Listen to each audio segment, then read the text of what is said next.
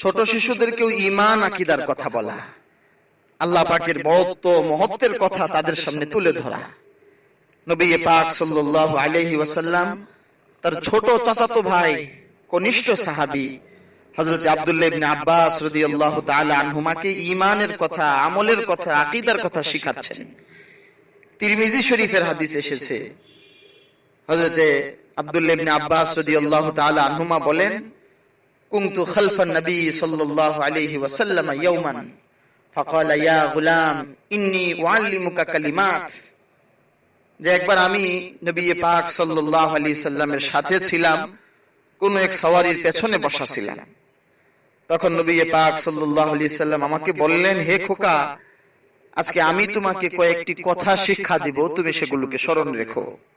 Number 1, ইহফাজিল্লাহ ইয়াহফাজকা, তুমি আল্লাহ তাআলার বিধানসমূহকে হেফাজত করো, রক্ষণাবেক্ষণ করো, আল্লাহ তাআলা তোমাকে হেফাজত করবেন, তোমার রক্ষণাবেক্ষণ করবেন।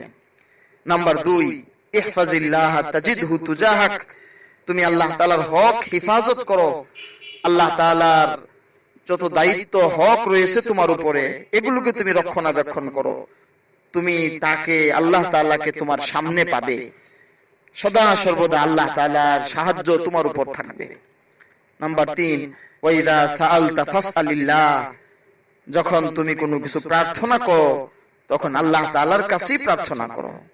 নাম্বার 4, ওয়াইদা ইসতাআনতা ফাসতাইন বিল্লাহ, যখন তোমার সাহায্যের প্রয়োজন হয় আর সাহায্য কামনা করো তখন একমাত্র আল্লাহ তাআলার কাছেই সাহায্য কামনা করো।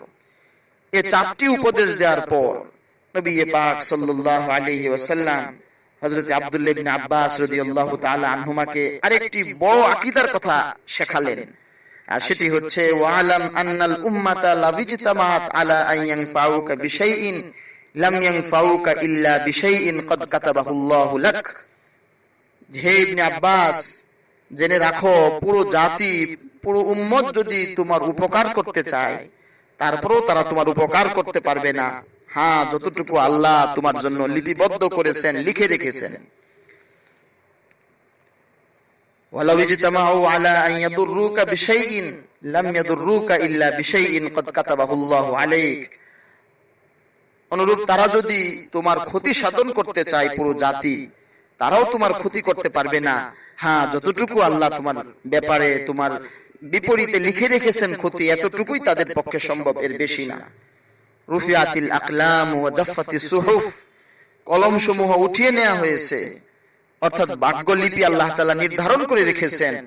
ওয়া জাফফাতিস সুহুফ, এবং খাতা সমূহ তথা তাকদীরের খাতা শুকিয়ে গিয়েছে তথা ফয়সালাকৃত হয়ে আছে, এখন এর মাঝে আর পরিবর্তন সম্ভব নয়।